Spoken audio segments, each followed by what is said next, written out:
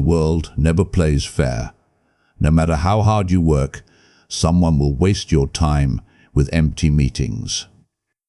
No matter how focused you are, someone will drag you into drama that serves only their boredom. And no matter how disciplined you become, time keeps moving, indifferent, relentless, and unforgiving. It does not care about your intentions, your potential, or your excuses. Those who understand this reality, they survive. And those who survive, they rule.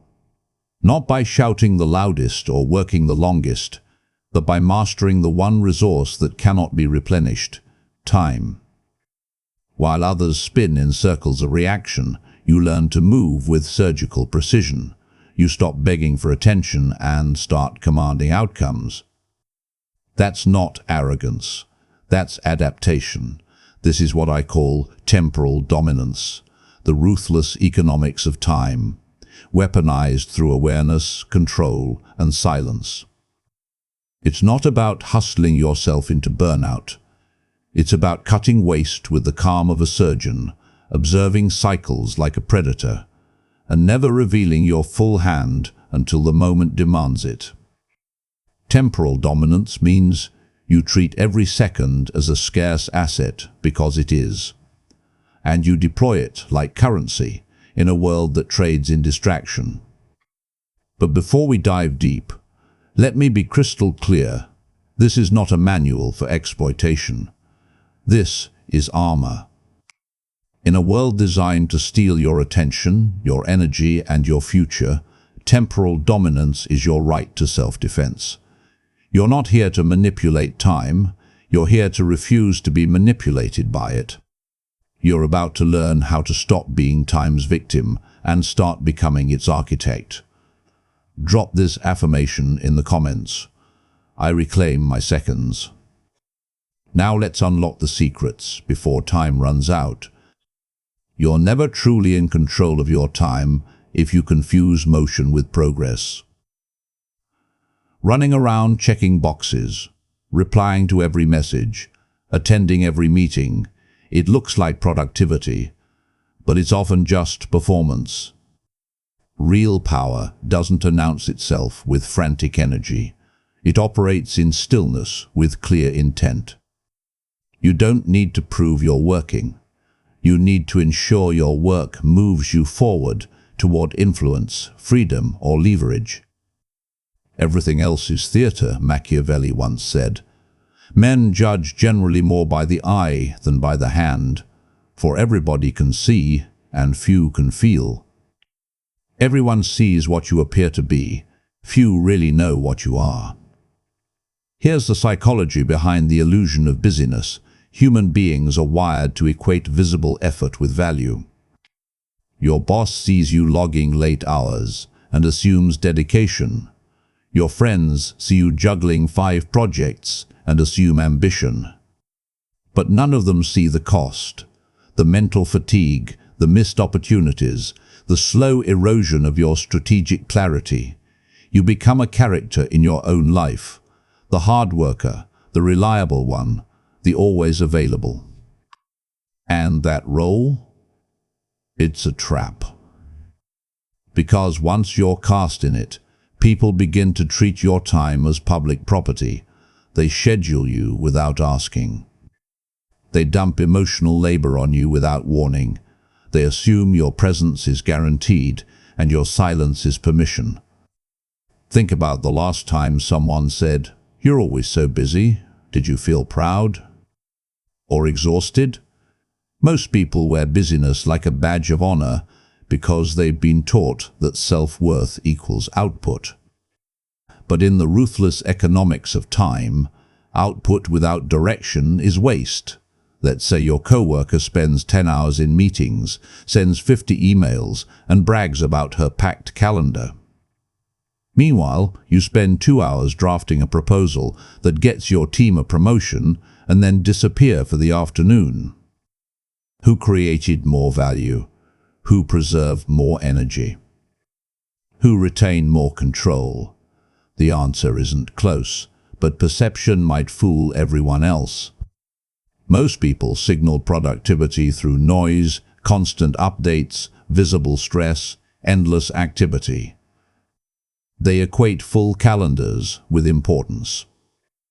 Instead, you cultivate quiet execution.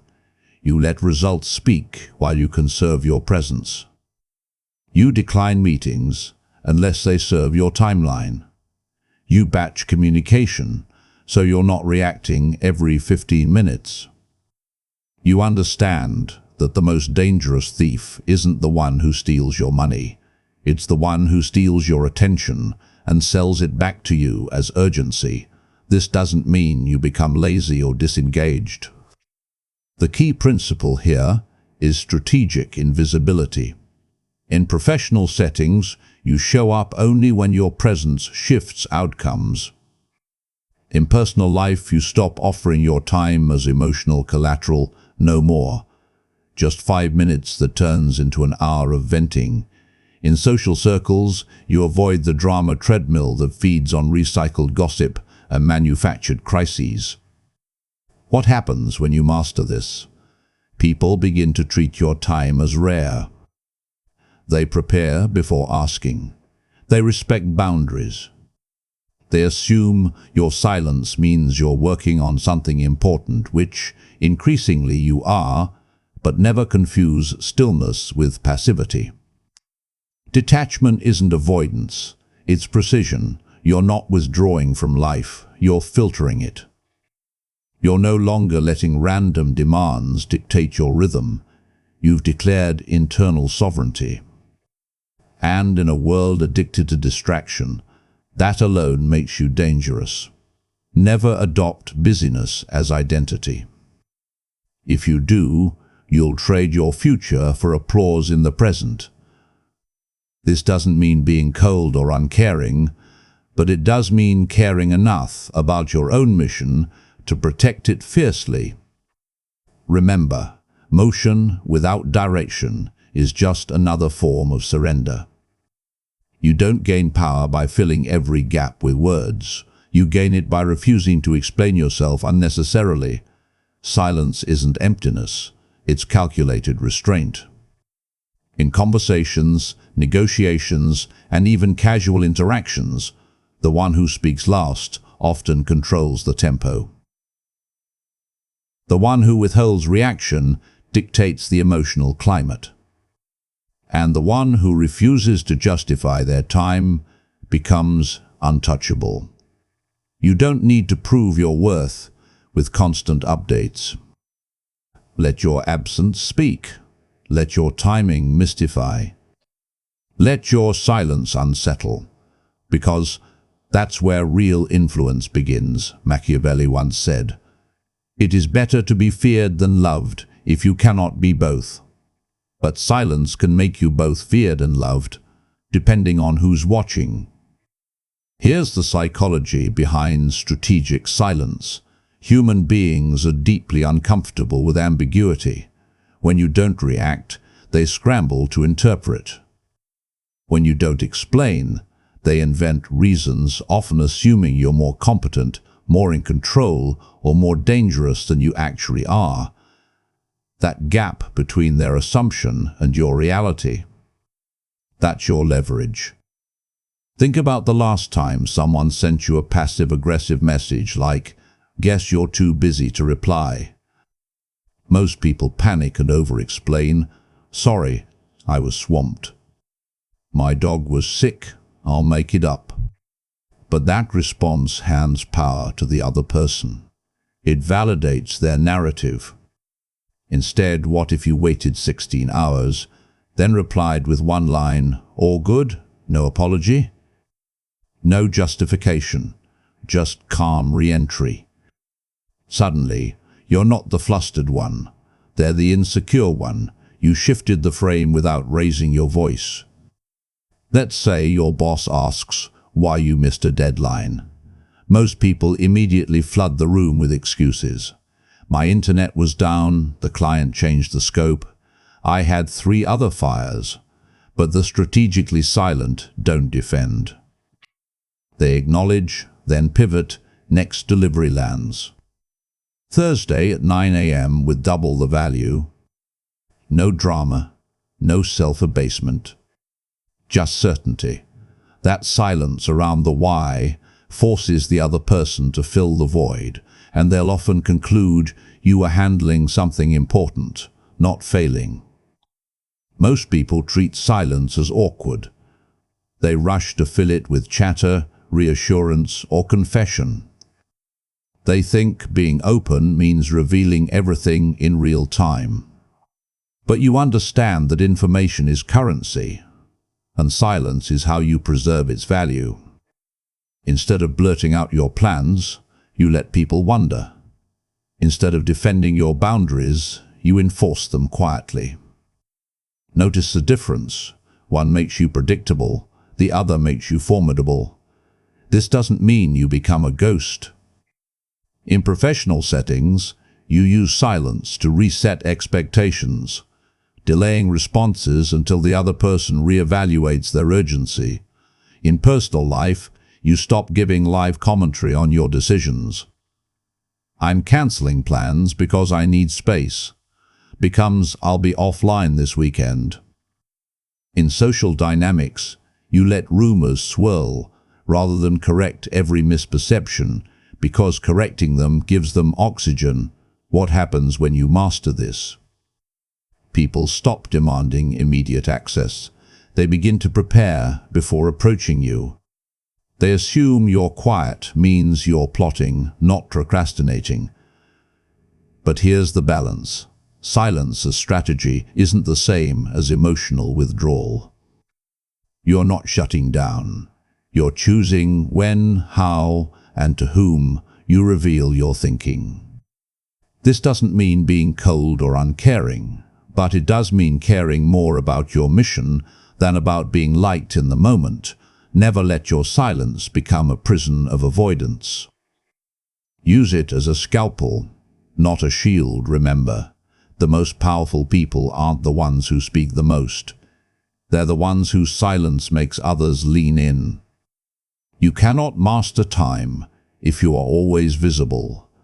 Very time you show up physically, digitally, emotionally, you invite demands on your future. Selective invisibility isn't about hiding. It's about choosing when and where your presence creates maximum leverage. Most people live on permanent display, posting updates, replying instantly, attending every event, accepting every call. They mistake availability for integrity. But in the ruthless economics of time, visibility is a tax, and the more you pay, the less you own. You must disappear strategically so you can reappear with authority. Machiavelli once said, "A wise ruler ought never to keep faith when by doing so it would be against his interest, and he who has been too observant of his word to his own disadvantage has lost his state." Now, apply that to your calendar, keeping faith with every request, every quick chat, every group text, every optional meeting will not earn you loyalty. It will drain your sovereignty. Because the moment people know you're always reachable, they stop valuing your time. They assume your yes is automatic. Your energy becomes communal property, but when you vanish not out of pettiness, but with purpose, you reframe your worth. You force others to operate in uncertainty, and uncertainty breeds respect. Here's how it works in real life. Imagine you being the go-to person in your office, always answering Slack messages at midnight, always saying yes to last-minute favors. Then, for 1 week, you go quiet. No status updates, no explanations. You respond only to direct, high-priority asks. After a 20-hour delay, what happens? At first, people panic. They double message. They ask others, "Did you hear from them?" But within days, something shifts. They start batching requests. They think twice before tagging you. They begin to assume your silence means you're working on something critical, not that you've abandoned them, and when you finally reappear with a clear, confident update, they listen harder. Your words carry more weight because your presence has become scarce. Most people equate visibility with trustworthiness. They believe if they don't post, reply, or show up, they'll be forgotten, or worse, replaced. So they over-communicate, over-commit, overexpose. But you understand, constant visibility invites exploitation. Instead, you curate your appearances like a general choosing battlefields. You show up only when your presence changes outcomes, when your voice closes a deal, your attendance validates a key relationship, or your energy shifts a room. Everywhere else, you're off-grid. Not cruel, not ghosting, just strategically absent. This doesn't mean you isolate yourself. In professional contexts, you schedule deep work blocks and mark them as offline. Back Friday, you don't apologize, you declare. In personal life, you stop giving real-time play-by-play of your healing, your plans, or your doubts. You share outcomes, not processes. In social circles, you skip gatherings that serve only ego or obligation. You attend only when connection or opportunity aligns. What happens when you master this? People stop treating your time as disposable. They begin to see your presence as an event, not an entitlement. But here's the warning. Selective invisibility is not avoidance. Never disappear to escape accountability. Disappear to consolidate power. This doesn't mean being cold or uncaring, but it does mean caring more about your long-term impact than short-term approval. Never vanish out of fear. Vanish out of strategy. Remember, the most valuable people aren't the ones you see every day. They're the ones whose absence makes you feel the weight of their presence. You lose power the moment you respond too quickly. A fast reply signals eagerness, neediness, or lack of alternatives. It tells the other person they own your attention and, by extension, your time. But when you delay your response, even by a few hours, you reset the power dynamic. You signal that your time is not up for grabs, that you operate on your own timeline, that you are not reacting, you are choosing. The art of delayed response isn't about playing games. It's about reclaiming sovereignty over your minutes and making others earn the right to your focus. Machiavelli once said, "He who is too prodigal of himself will soon be in want, so let the prince guard against being too accessible." Think about the last time someone sent you a message that felt urgent but wasn't. Maybe it was a vague, "we need to talk" text from an ex, or a coworker asking, "Got a sec?" At 8 p.m., most people panic and reply instantly, afraid of seeming rude or disengaged. But that immediacy trains others to treat your time as infinite. It invites more interruptions, more emotional dumping, more low-value demands. Instead, what if you waited? Not to punish, but to recalibrate. You reply the next morning with, "Yes, what's this about?" Calm, unrushed, unbothered. Suddenly, the other person is the one justifying their request, not you defending your silence. Here's the psychology. Speed implies scarcity of options. If you answer within minutes, the subconscious message is, "I have nothing better to do." But delay implies abundance. It whispers, "I have priorities. I choose when to engage." This isn't manipulation. It's calibration. In negotiations, the party that responds slower often gains concessions simply because they appear less desperate. In personal relationships, delayed replies prevent you from reacting emotionally in the heat of the moment. In professional settings, waiting to respond to a request forces the other person to clarify their intent, often revealing it wasn't urgent at all. Most people believe promptness equals professionalism or kindness. They wear their responsiveness like a virtue. But in reality, they're auctioning off their attention to the highest emotional bidder. Instead, you build a buffer. You batch replies. You let messages sit for 6, 12, even 24 hours, unless lives are at stake. You break the reflex to perform availability.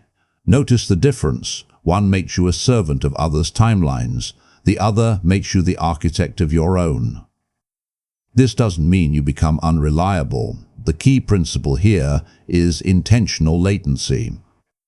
You're not ignoring people. You're filtering interactions through the lens of value. In work, you set response windows. I check emails at 10 a.m. and 3 p.m. In friendships, you don't reply to venting texts until you've had space to decide if this conversation serves your energy. In dating, you avoid the double text trap that signals insecurity. What happens when you master this? People stop assuming immediate access. They begin to phrase requests more thoughtfully. They respect your rhythm because you've proven you have one, but never delay to inflict anxiety or control through silence. That's emotional cruelty, not strategy. Delay to protect your focus, not to punish. This doesn't mean being cold or uncaring, but it does mean caring enough about your mission to guard your mental real estate. Never let your speed betray your standards. Remember, the pause before your reply is where your power is born. You gain control over time, not by including more people, but by excluding the right ones. Most people treat their schedule like a public park, open to anyone with a request, a sob story, or a vague opportunity. But in the ruthless economics of time, inclusion is inflation. Every yes devalues your hours. Every open door invites chaos. True power lies in ruthless curation, deciding who deserves access to your minutes and who doesn't. Time, when wielded with precision, becomes a weapon of exclusion. And exclusion isn't cruelty, it's clarity. Machiavelli once said, "A prince ought to have no other aim or thought than war and its rules and discipline, for that is the only art befitting one who commands. Replace war with time, and you have your doctrine." Your calendar is your battlefield. Every slot you give away is territory surrendered. Every meeting you accept without strategic value is a trench dug in the wrong direction. You don't win by being liked by everyone. You win by ensuring only the essential voices reach you. Consider this: your coworker invites you to a brainstorming session that could have been an email. Your cousin asks for just 10 minutes to vent about their latest relationship disaster. A networking contact slides into your DMs with, "Let's hop on a quick call." Most people say yes out of guilt, fear of missing out, or the illusion of obligation. But each of those yeses costs you more than minutes. They cost you momentum, focus, and future leverage. Because once you're known as easy to reach, you become a dumping ground for other people's unresolved energy. Instead, you treat your time like a private vault.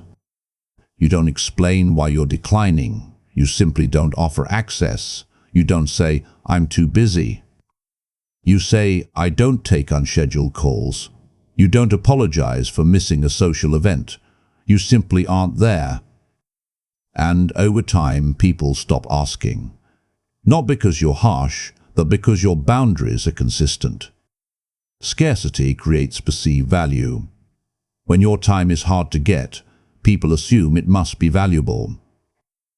They prepare before approaching you. They respect your silence. They stop treating your presence as a default. This doesn't mean you cut off everyone. The key principle here is strategic scarcity. In professional life, you only meet with people who can move your mission forward or learn from you in a way that reinforces your authority. In personal relationships, you protect your energy by limiting exposure to chronic complainers, emotional vampires, or passive-aggressive friends. In social circles, you attend only gatherings that align with your long-term goals or deepest values, not out of FOMO, but by design. What happens when you master this? Your circle shrinks, but your impact multiplies. You stop being a background character in other people's dramas and become the author of your own timeline. But here's the warning: exclusion must be clean, not cruel. Never ghost people you've committed to. Never use silence as punishment. Exclude proactively by design, not by neglect. This doesn't mean being cold or uncaring, but it does mean caring more about your purpose than about being universally liked. Never let guilt dictate your calendar. Guilt is the tax weak people pay to those who know how to manipulate time. Remember, who you refuse to see is just as important as who you choose to meet. Time, when guarded fiercely, becomes your sharpest weapon and your strongest shield. You surrender power the moment you reveal your schedule. Most people broadcast their availability like a neon sign: free after 5. Back online tomorrow, taking meetings next week. They think this builds trust, but it actually invites exploitation. When others know your rhythms, they time their demands to your weakest moments. They slot themselves into your gaps. They assume your openness means permission. But in the ruthless economics of time, information is leverage, and your calendar is state secrets. You never disclose your plan unless it serves your strategy. You control the flow of information about your time, like a general hides troop movements. Machiavelli once said, "The wise man does at once what the fool does finally, after much hesitation." But here's the twist. The truly wise man also never tells anyone when he's acting until it's done. Because premature disclosure invites interference, negotiation, and sabotage. Think about it. When you tell a colleague, "I'm free Tuesday afternoon," what happens? Suddenly, 3 people want to book that slot even if their need isn't urgent. When you post, "taking a mental health day," well-meaning friends flood your inbox with checking-in messages that drain the very energy you're trying to restore. When you say, "I'll be offline for the weekend," your ex chooses that exact window to send a cryptic, "We need to talk" text, knowing you'll see it the moment you return, and spend your re-entry ruminating instead of resetting. Most people believe transparency equals integrity. They equate sharing their schedule with being honest or organized. But transparency without strategy is vulnerability without armor. Instead, you operate on need-to-know timing. You don't say when you're free, you say what you're delivering and when it will arrive. The report drops Monday at 10 a.m. Not, "I'll be working on it Saturday." You don't announce your downtime, you simply disappear, then reappear with results. You let people experience your reliability through outcomes, not through access to your process. This doesn't mean you become secretive or erratic. The key principle here is temporal opacity. In professional settings, you respond to requests with, "I'll find a time that works," not, "I'm open Thursday." That small shift keeps control in your hands. In personal life, you stop giving real-time updates about your healing, your plans, or your availability. You share milestones, not itineraries. In social dynamics, you avoid saying things like, "I'm always here for you," because that phrase turns your time into an open contract. What happens when you master this? People stop trying to schedule you. They stop assuming access. They begin to treat your time as something to be earned, not expected, but never confuse opacity with dishonesty. You're not lying about your commitments. You're simply refusing to leak intelligence that others can weaponize against your focus. This doesn't mean being cold or uncaring, but it does mean caring enough about your mission to protect its operational security. Never reveal your timeline unless silence would cost you more than disclosure. Remember, mystery isn't about deception, it's about defense. And in the war for your time, the less your enemies know your movements, the harder you are to ambush. Every unscheduled interaction is a withdrawal from your future. Most people treat interruptions as minor inconveniences. Just a quick question, 1-minute favor, can I borrow you? But in the ruthless economics of time, interruptions are compound theft. They don't just steal the minute they take, they steal the 10 minutes it takes to refocus, the flow state you'll never regain, and the strategic clarity that evaporates the moment you shift attention. You cannot master time if you allow others to dictate when you think, act, or speak. Interruptions are not innocent. They are invasions, and you must defend your mental real estate like a fortress. Machiavelli once said, "He who neglects what is done for what ought to be done sooner effects his ruin than his preservation." In other words, if you keep reacting to what's thrown at you, you'll never build what matters. And interruptions are the primary mechanism of that distraction. Think about your last deep work session. You finally sat down to write, analyze, or create, and then a Slack ping. Hey, got a sec? Text.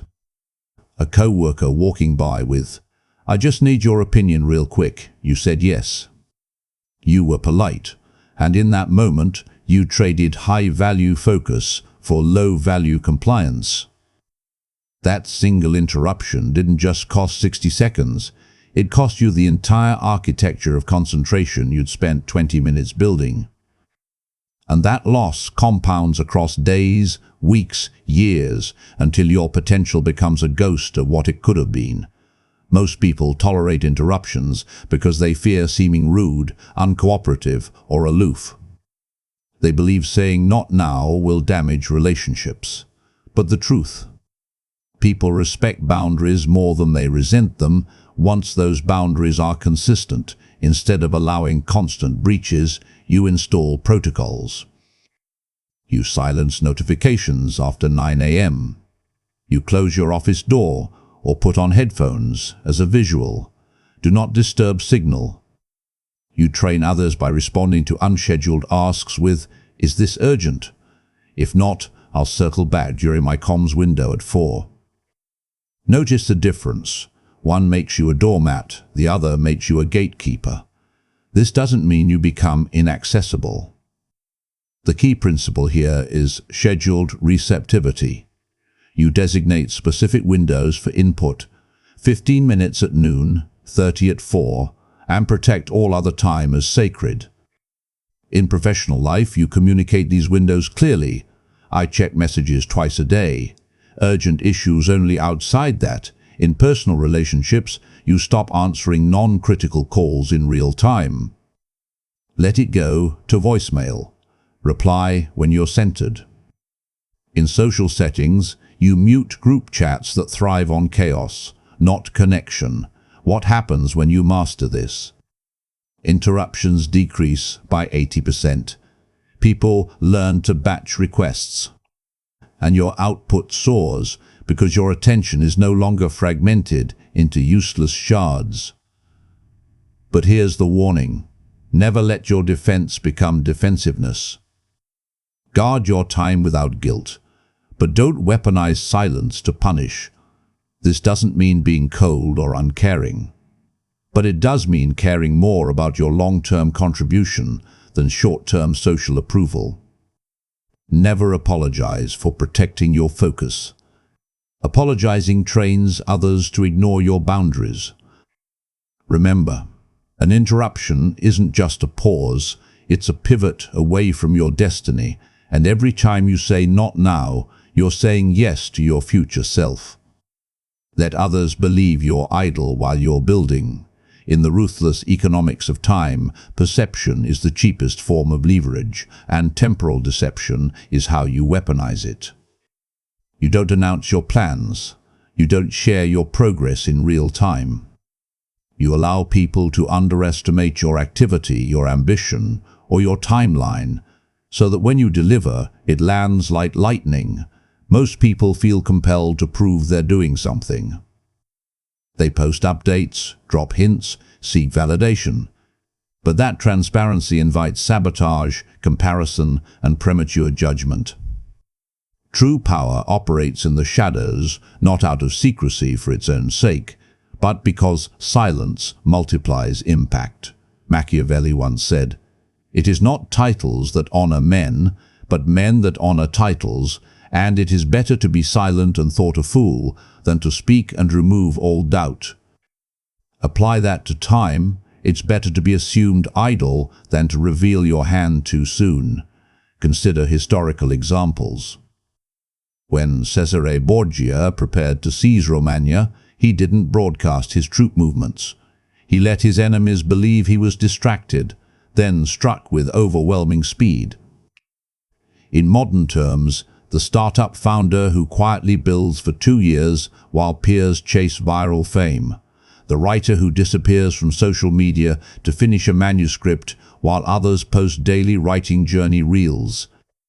The executive who says nothing about a promotion until the announcement lands. In each case, the silence wasn't emptiness, it was incubation. And the surprise wasn't accidental, it was engineered. Here's how it works in your life. You're restructuring your career. Most people tweet about big changes coming. Or tell friends, "I'm working on something huge." But that invites unsolicited advice, envy, or even active undermining from those threatened by your rise. Instead, you say nothing. You keep your job while building your exit. You test ideas in private. You refine your offer without external noise. When you finally launch, people aren't skeptical. They're stunned. "I had no idea you were capable of this." That moment of astonishment, that's the dividend of temporal deception. Most people equate visibility with credibility. They think if they don't show their process, no one will believe their result. But the opposite is true. Mystery breeds authority. Instead of live tweeting your grind, you go quiet. Instead of justifying your absence with, "I'm so busy," you simply vanish and reappear with proof. Notice the difference. One invites commentary, the other commands respect. This doesn't mean you lie or manipulate maliciously. The key principle here is strategic opacity. In professional settings, you avoid announcing projects until they're past the fragile stage. In personal growth, you don't broadcast your goals. You achieve them, then share the lesson. In social dynamics, you let rumors of your inactivity circulate while you're actually consolidating power, learning a skill, or building a network offline. What happens when you master this? People stop trying to interfere. They stop underestimating you. And your successes land with disproportionate force because no one saw them coming. But never use deception to harm or deceive for exploitation. Temporal deception is not about trickery, it's about timing. This doesn't mean being cold or uncaring, but it does mean caring more about outcome than applause. Never reveal your timeline to satisfy someone else's curiosity. Remember, the world rewards results, not rehearsals. And the quiet builder always arrives when no one's watching, then changes everything. Once a second is spent, it can never be reclaimed. Not with money, not with regret, not with promises of next time. Time is the only resource that flows in one direction, and that irreversibility is your greatest leverage. Most people treat time like a renewable commodity. "I'll start Monday. I'll fix it later. I have plenty of time." But that mindset is a slow surrender. Every wasted hour isn't just lost. It's a missed investment in your future power. When you internalize that time cannot be undone, you stop negotiating with distraction. You stop tolerating low-value interactions. You stop postponing your own sovereignty. Irreversibility isn't a source of anxiety, it's your compass. Machiavelli once said, "There is nothing more difficult to take in hand, more perilous to conduct, or more uncertain in its success than to take the lead in the introduction of a new order of things. And the new order begins the moment you treat each moment as non-refundable." Think of it like this. If you spend 3 hours scrolling reels, that time is gone forever. You cannot borrow it back from tomorrow. You cannot trade money for a do-over. It's deleted from your ledger permanently. But if you spend those same 3 hours mastering a skill, drafting a proposal, or building a boundary, those seconds compound.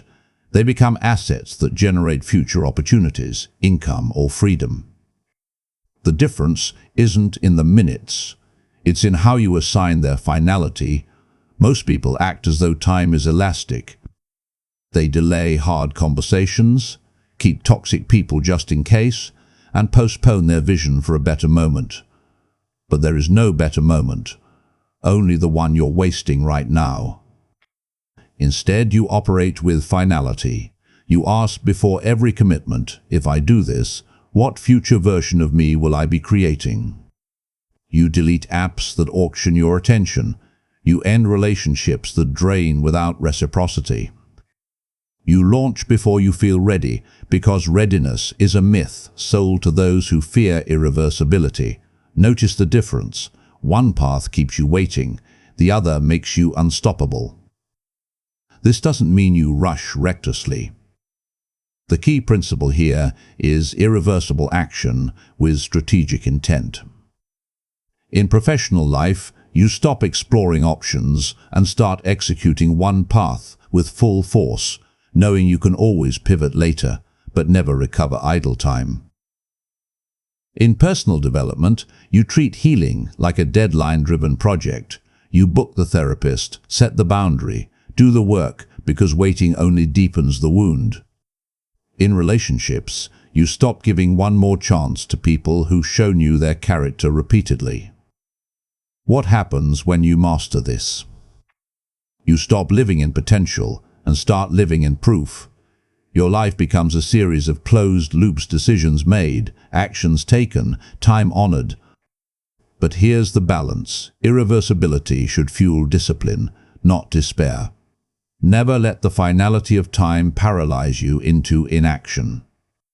Use it to cut through indecision. This doesn't mean being cold or uncaring, but it does mean caring enough about your finite existence to stop wasting it on illusions. Never treat a moment as disposable. Every second is a vote for the person you're becoming. Remember, time doesn't forgive hesitation, but it rewards those who act as though every choice is final. And in the end, your legacy won't be measured in years, but in how many irreplaceable seconds you refuse to squander. You've just learned the 9 traits of temporal dominance, the Machiavellian economics of time, forged not in theory, but in the brutal theater of real life. But knowledge without application is worthless. It's just noise in a world drowning in advice. Here's your assignment. Pick one trait, just one, and practice it for 7 days. Don't try to master all at once. That's how amateurs fail. Choose the one that cuts deepest into your current weakness. Is it saying no without guilt? Is it delaying replies to reset expectations? Is it deleting apps that auction your minutes to advertisers? Do that. Obsess over it. Track it. Refine it. And remember this, use these insights to protect yourself, not to harm others. Temporal dominance isn't about hoarding time like a miser. It's about investing it like a sovereign. The world doesn't need more manipulators. It needs more unmanipulatable minds, people who cannot be dragged into chaos because they've fortified their inner clock. There are two types of people in this game: the manipulator and the unmanipulatable. The first seeks to control others' time to feel powerful. The second masters their own time to become free. One lives in fear of losing control. The other lives in clarity because they never gave it away, not to gain power over others, but to gain power over yourself. Which kind of person do you choose to be? If this struck a nerve, hit like, because time is the one metric YouTube actually respects. Subscribe and tap the bell so you never miss a second of strategic truth. And in the comments, tell me, which temporal trap cost you the most last year? Was it saying yes too fast? Chasing validation? Letting someone else set your pace? Time is the only power you can't negotiate with. Control it, or it will control you. Stay strategic, stay ethical, stay powerful.